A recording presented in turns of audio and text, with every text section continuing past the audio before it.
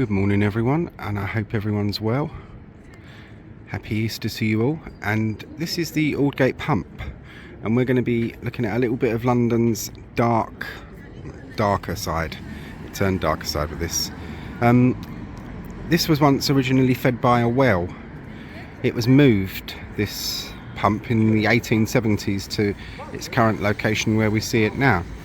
But it was originally much closer to the church of St Botolph's without Aldgate, so remember that one, that's important. But yeah, there's been a well on this site since the 13th century. But this one's main claims to fame is, this is the symbolic start point of the East End of London, this well here.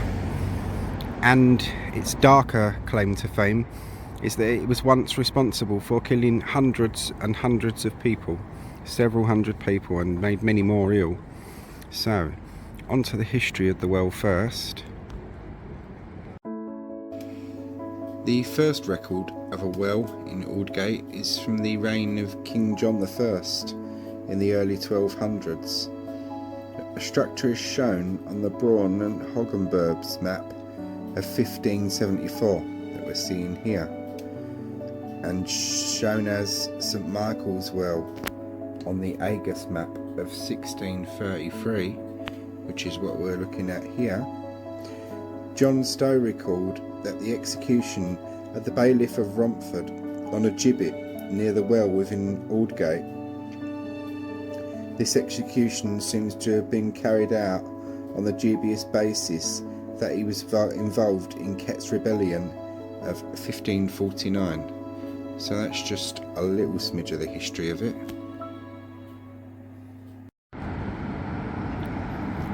As we see, it's a very old well, and we're going to have a look at it before we roam more into its darker side. This plaque basically tells you everything that I will tell, but I will read it. The Aldgate Pump, a well for fresh drinking water, has been on this site since the 13th century. The Aldgate Pump has long been a landmark point for visitors to the East End of London, mentioned by Charles Dickens and in traditional rhyme and song. In 1876, the pump's water was connected to the mains water supply after the old well was found to be contaminated. Bear that in mind as well. The current Portland stone obelisk dates from the 18th century. The brass wolf's head spout is 19th century, and the lantern on top is a handmade replica of the original, lost in around 1900. Repaired and restored in 2019 by the City of London Corporation with the assistance of the Heritage of London Trust and a gift from Miss Anthea Gray. So that's its details and specifications. Now we'll see it.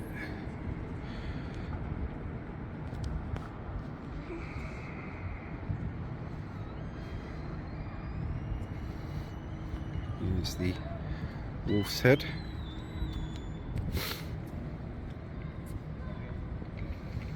Water doesn't go anymore, but it used to pour into there. But yeah, it no longer works, unfortunately. It's got a button there. Yeah, that's the Aldgate Pump. This is the old pump handle on the side, which you can see has been riveted and well supported down, so it cannot be moved. Yeah, as I said, this pump was responsible for the death of several hundred people in its original day. So now onto its darker side.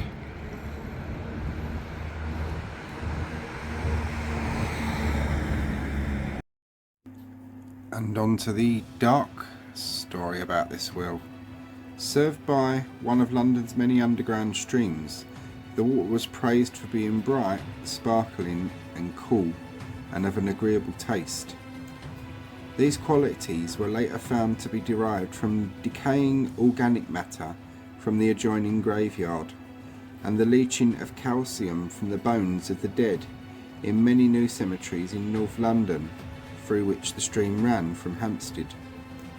Several hundred people died during what became known as the Aldgate Pump Epidemic, and on its relocation in 1876, the new river company changed the suppliers to mains water.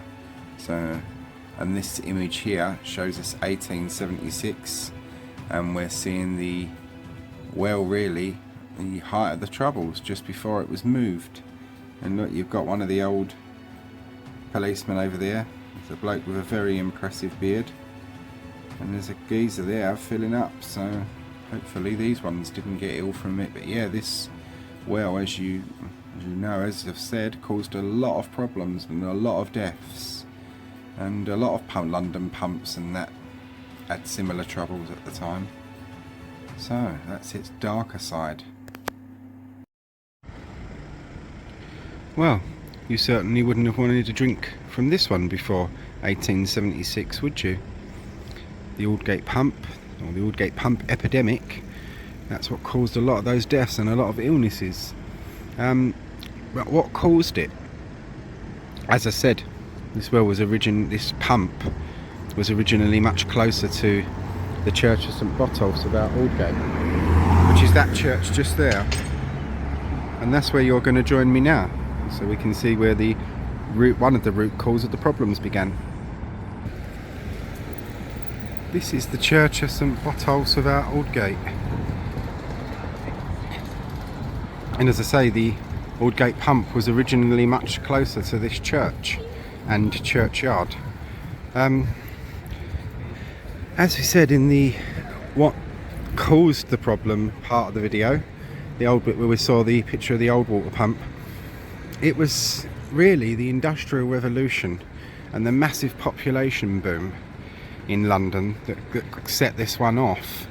Loads of London's churchyards became so full that if there were any water sources near them, they would invariably, unfortunately, especially in the warmer months, start leaking what they described as the effluvia of the dead into your water source, which killed a lot of people. Yeah, we're going to have a look into this little churchyard here. First, before we go in, this is Metropolitan Drinking Fountain Association, erected by permission of the vicar and churchwardens in honour and memory of Frederick David Makata, in recognition of her benevolent life, January the 16th, 1905. And that's still got its original drinking bowl, which not many of them have got. So this one wasn't, what we've just seen wasn't even in the equation when our problems began in 1870s and the run up to it. It's a lovely old church, but importantly as well, all around us to show you, you see all around here all these buildings. This lot started going up in 80s, 90s and onwards, and this churchyard was originally much bigger than it is now, hence why it was closer to the original well and the pump.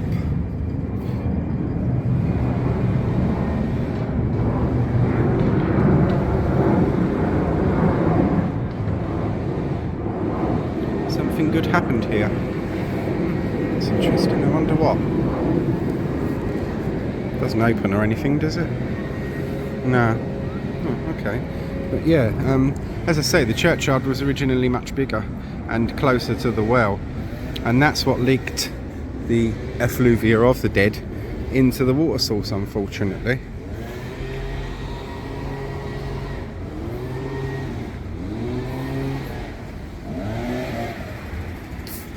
Church there.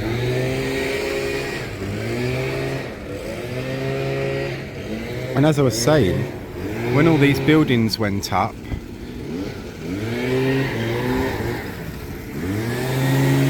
say nice, we'll end on. I'll get over here a minute.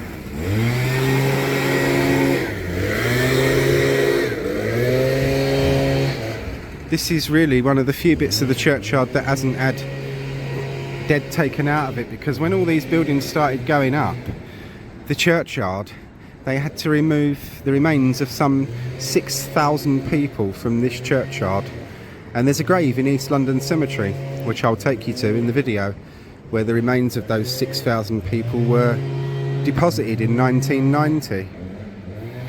Yeah, these are a couple of the original William Nichols.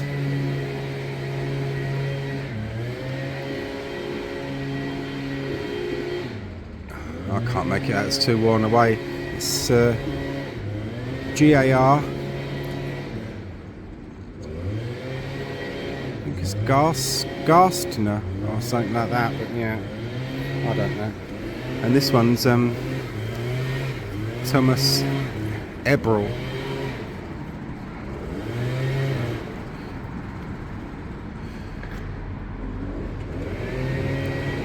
Oh, what's this? Citizen and something meter who was shot by a lifeguardman on the 9th of April 1810 at the shop of Mr.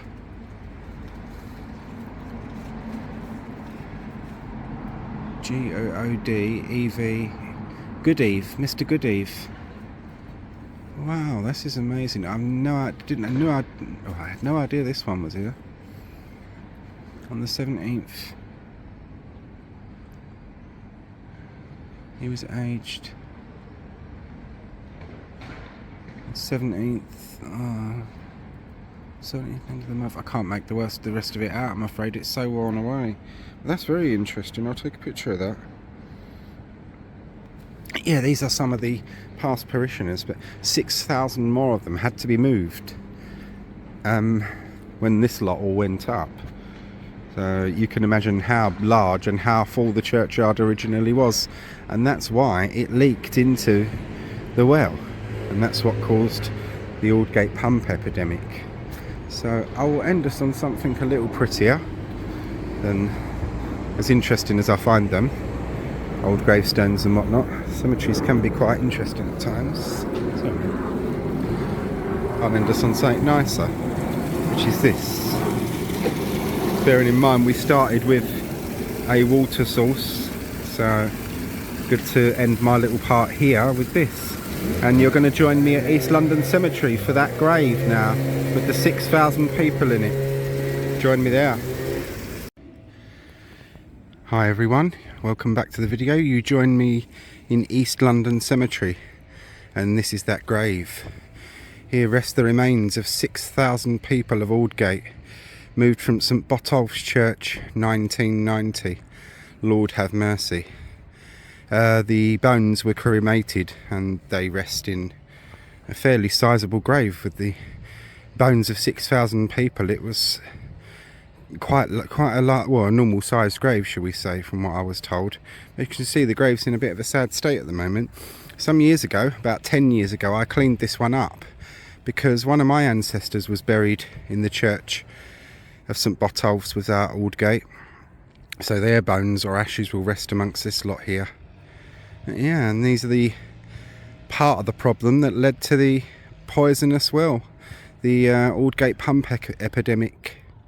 There we are. That's a little bit of London's darker past, and I hope you've all found that interesting or informative. Take care everyone, and thank you for watching.